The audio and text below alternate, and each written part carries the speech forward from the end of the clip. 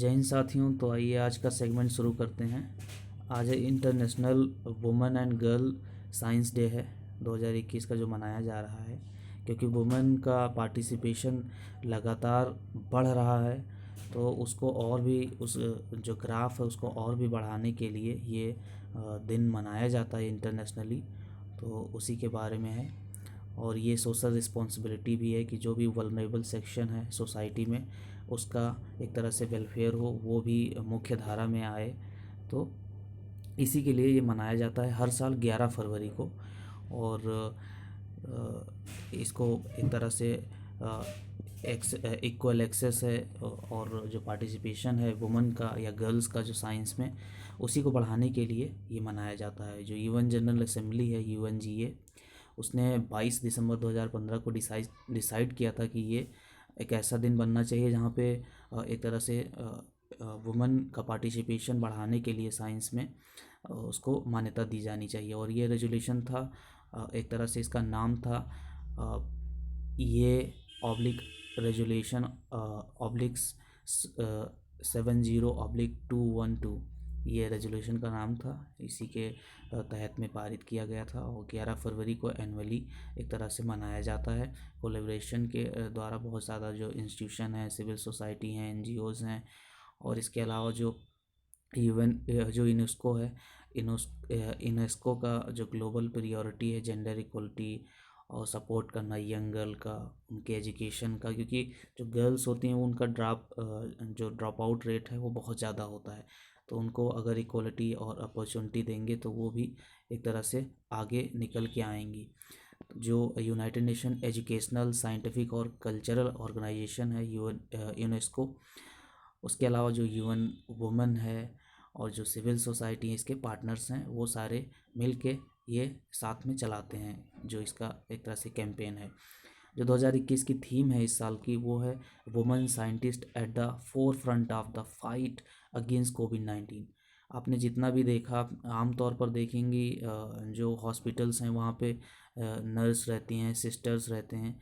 जो सिस्टर्स होती हैं या नर्सेस रहती हैं या जो भी साफ़ सफाई से कर्मचारी हैं या जितने भी फोर फ्रंट पे लड़ रहे थे, उसमें बहुत ज़्यादा एक तरह से वुमेन पार्टिसिपेशन था। तो उन्हीं को ध्यान में रखते हुए या उनको एक तरह से ऑनर देने के लिए, प्लेज देने के लिए ये थीम बनाया गया है।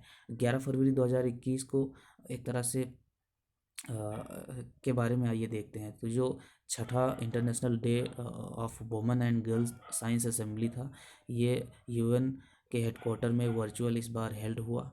और इसके जरिए जो बहुत ज़्यादा मतलब एक तरह से जो 2000 जो एसडीजी है, सस्टेनेबल डेवलपमेंट गोल, जिसमें 30 ग्लोबल गोल हैं और बहुत ज़्यादा उसके एजेंडा भी हैं।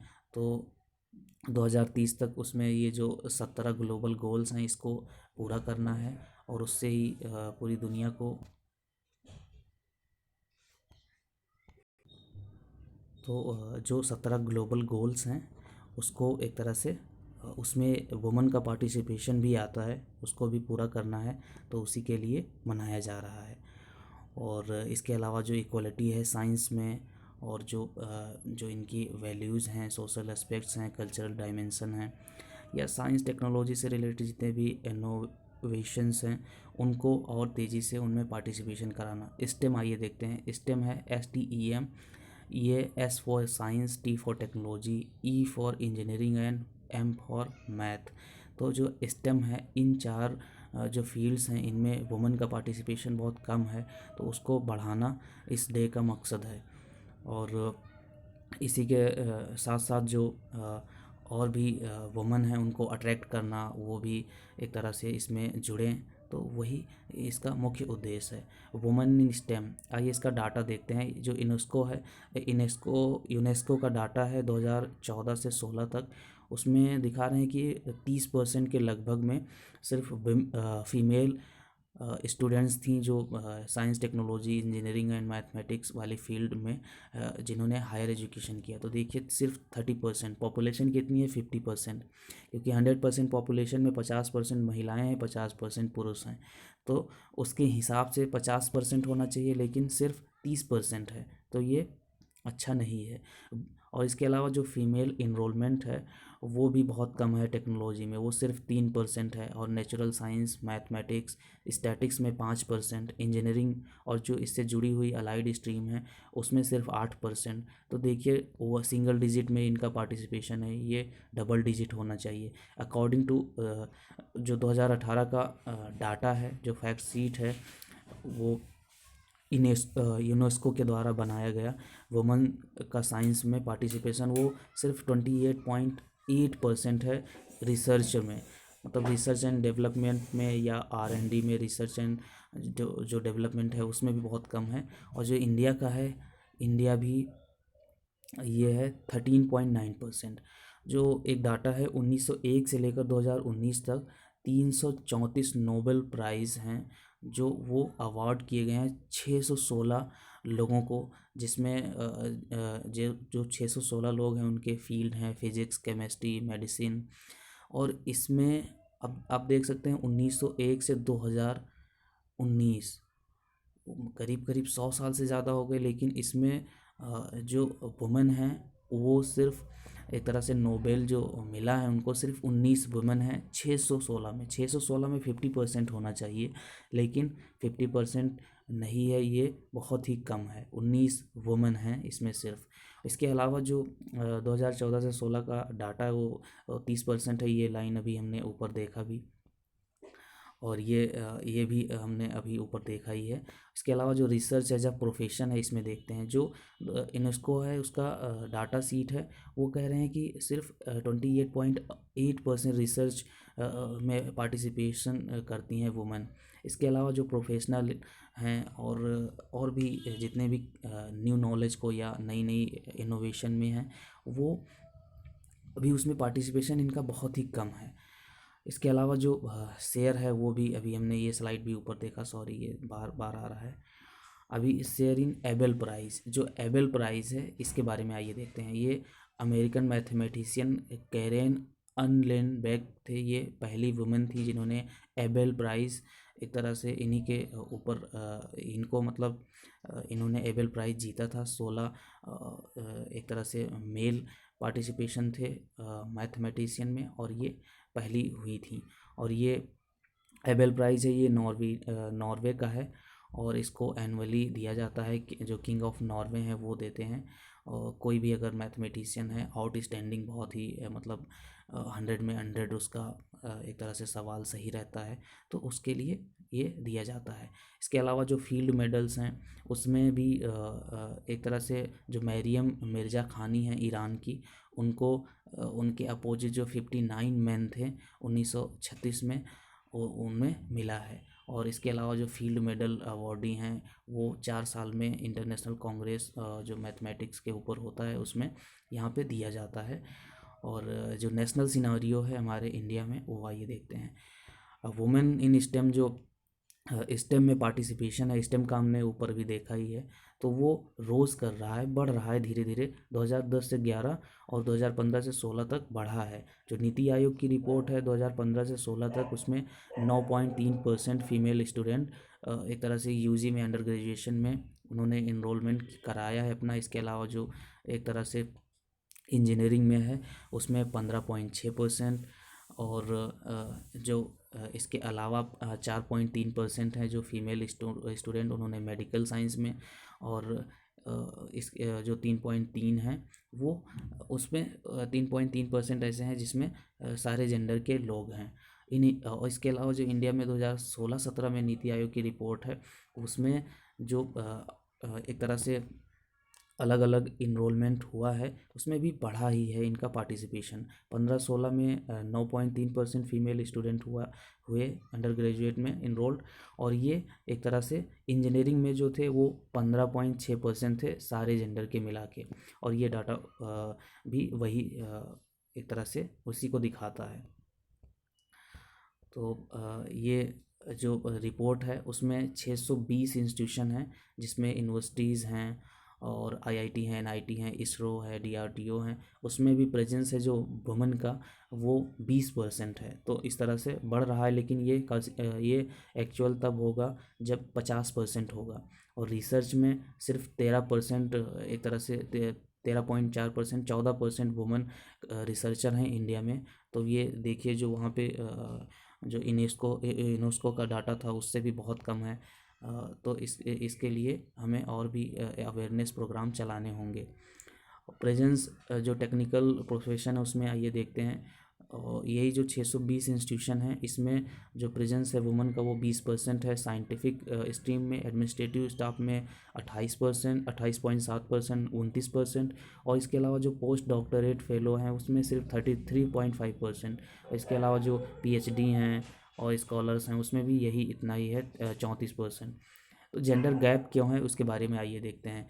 जो स्टडीज़ हैं उसमें ये देखा गया है कि जो गर्ल्स हैं वो मैथमेटिक्स हो गया, साइंस ओरिएंटेड सब्जेक्ट हो गया, ये स्कूल से ही बहुत कम ही मतलब चूज़ करती हैं, क्योंकि वो उनको मतलब ऐसा बिलीव करती हैं कि ये बच्चे करेंगे इसमें अच्छा।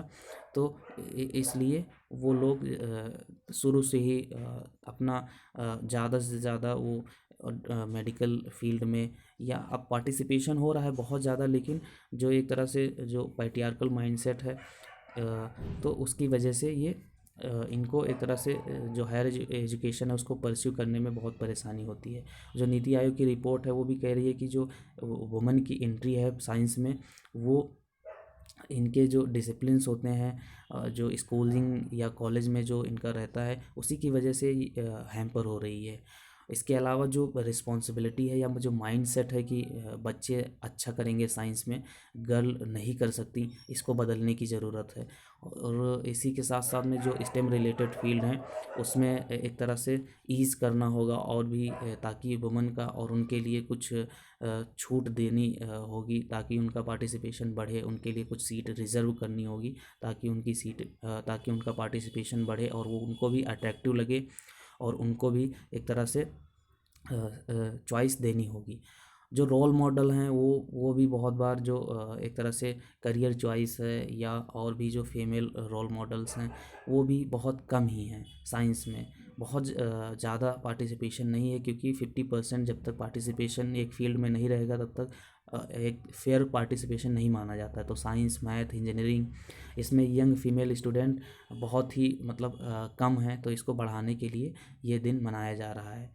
और जो टेक्स्ट बुक है वहाँ पर भी बहुत कम उनके बारे में बात किया जाता है। तो इसकी वजह से उसका जो माइंड मेकिंग है वो माइंड मेकअप हो नहीं पाता है। तो जो एक तरह से जो मेंटल थिंकिंग है वो उसमें ये रहता है कि ये गर्ल्स के लिए ये प्रोफेशन नहीं बना है।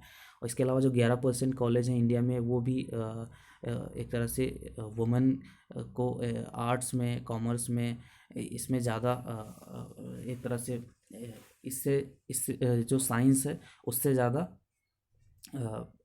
एक तरह से 11% कॉलेज ही साइंस को ज़्यादा वुमेन के लिए फ्रेंडली करते हैं। उसके अलावा जो कॉलेजेस हैं वो ज़्यादातर आर्ट्स और जो अदर सब्जेक्ट्स हैं जो इजी हैं उनको कराते हैं। जो वुमेन है उनको जो एक तरह से साइंस में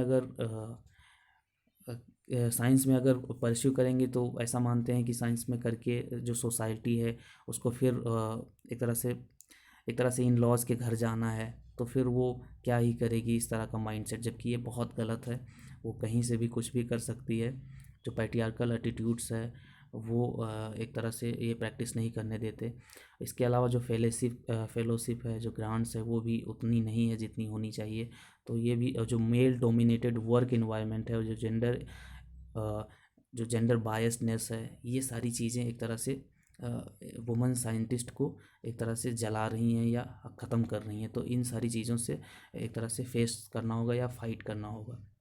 इसके अलावा जो साइंस को परस्यू करना, इसमें भी रिसोर्स लगता है, इकोनॉमिक बहुत ज़्यादा लगती है। और जो साइंस डिग्री है वो बहुत एक तरह से एक्सपेंसिव हैं आर्ट्स और या कॉमर्स डिग्री के कंपेयर में। तो उसको भी बहुत मतलब एक तरह से वुमेन फ्रेंडली करना होगा ताकि वो भी उससे अट्रैक्ट हों।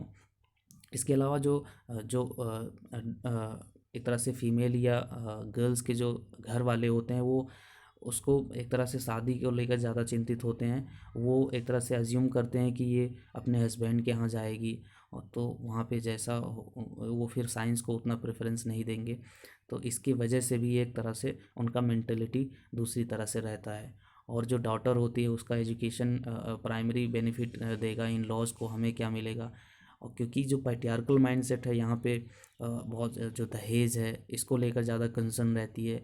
तो इसकी वजह से जो जो उसके जो फैमिली हैं, जो घर के उसके जो फादर हैं वो या मदर हैं, वो लोग ये सोचते हैं कि ये तो इन लॉज के घर जाएगी तो हमें क्या मिलेगा। इससे अच्छा है कि बच्चे को साइंस पढ़ाओ, इंजीनियर बनाओ या और कुछ बनाओ, और ये है तो इसको आर्ट्स या कॉमर्स कुछ भी करा दो, ये तो दूसरे के घर जाएगी, घर में ही तो रहना है। तो इस तरह की जो मेंटेलिटी है इससे छुटकारा पाना होगा। उसको भी इक्वल, वो जो भी परस्यू करना चाहती है उसको करने देना चाहिए। और इसके अलावा जो बॉयज़ हैं वो, उनको ट्रेडिशनली ऐसा नहीं दिखाना चाहिए, क्योंकि सबसे बड़ी बात, जब आप एक बार सोचिए कि जब कोई भी बच्चा एक तरह से, या कोई भी बेबी, बेबी सही वर्ड रहेगा, बेबी माँ के गर्भ में रहता है, तो जब बात होती है तो वहाँ कहते हैं कि बच्चा मतलब बच्चा आएगा या बच्चा पैदा होगा। वहाँ पे ये नहीं कहते हैं कि बेबी, या एक तरह से उसमें बच्ची नहीं कहते। मैं यहाँ समझाने की कोशिश कर रहा हूँ कि बच्चा ही क्यों कहते हैं। वहाँ वहीं से पैट्रियार्कल माइंडसेट एक तरह से ओरिजिन होता है या एक तरह से दिखाई देता है। क्यों बच्चा ही क्यों कहते हैं कि बच्चा पैदा हुआ या बच्चा पैदा होगा। तो वो बच्चा यानी कि मेल, क्योंकि पैट्रियार्कल माइंडसेट है तो कोई बच्ची बोलेगा नहीं, बच्ची बोलेगा तो उस पर घूरेंगे लोग। तो ये चीज़ें एक तरह से हर किसी को देखना चाहिए, क्योंकि जो जेंडर है वो एक तरह से जेंडर बायसनेस कम होगी, और इसी से एक तरह से जो पैट्रियार्कल माइंडसेट है वो ख़त्म होगा, और फेयर और जो गर्ल्स से रिलेटेड जितनी भी समस्याएं हैं वो दूर होंगी। तो ये माइंडसेट चेंज करना, जो ग्रोथ माइंडसेट लाना है, ना कि फिक्स माइंडसेट। ग्रोथ माइंडसेट में आप चीज़ों को अडॉप्ट करते हैं, ना कि उससे रिवोल्ट करते हैं।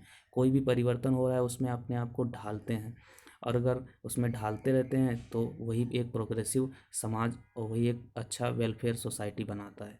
तो इसी के अलावा आइए और भी देखते हैं, जो इंजीनियरिंग है, फिज़िक्स है, केमिस्ट्री है, या जितने भी पीसीएम से रिलेटेड हैं उसमें अभी बढ़ रहा है, लेकिन जो माइंडसेट है वो अगर सही से बदल जाए तो और भी पार्टिसिपेशन बढ़ेगा। क्योंकि जो स्कूलिंग के बाद में या 9वीं 10वीं के बाद में जब फिज़िक्स केमिस्ट्री मैथ जो स्ट्रीम होती है वो ज़्यादातर बच्चियां नहीं लेती हैं, वो आर्ट्स या कॉमर्स या अदर सब्जेक्ट चूज़ करती हैं। उसको चेंज करना, कॉलेज में उनको इंजीनियरिंग या और भी जितने भी स्टेम से रिलेटेड फील्ड्स हैं उसमें पार्टिसिपेशन कराना। क्योंकि माइंड किसी का भी जन्म से बहुत, वो आईक्यू बहुत लेवल ज़्यादा नहीं होता है, वो उसको बनाना पड़ता है। वो एनवायरनमेंट से आता है, वो अच्छे गाइडेंस से आता है, वो उसके इंटरेस्ट से आता है। जब वो इंटरेस्ट लेके किसी चीज़ को ऑब्जर्व करेगा, किसी को पढ़ेगा, तब जाके उसके समझ में आएगा। ना कि ऐसे कह देना कि इसको ये लड़का कर लेगा, लड़की नहीं कर पाएगी, ये इसको लड़की कर लेगी, लड़का नहीं कर पाएगा, ये गलत है। तो ये एक तरह से सारे जितने भी सेक्टर हैं उसमें पार्टिसिपेशन सबका होना चाहिए। और इसी के अलावा जो माइंडसेट है वही चेंज होगा तभी होगा। और जो एसडीजी के 5वां जो गोल है उसमें भी एक तरह से वुमेन का फेयर पार्टिसिपेशन माना गया है। एसडीजी जो एम कर रहा है 5वां, जो जेंडर इक्वलिटी है वो वर्ल्ड वाइड, उसको एक तरह से टैकल आउट करने के लिए वुमेन पार्टिसिपेशन कराना बहुत ज़रूरी है। इसी के साथ में जय Hind, have a nice day, thank you.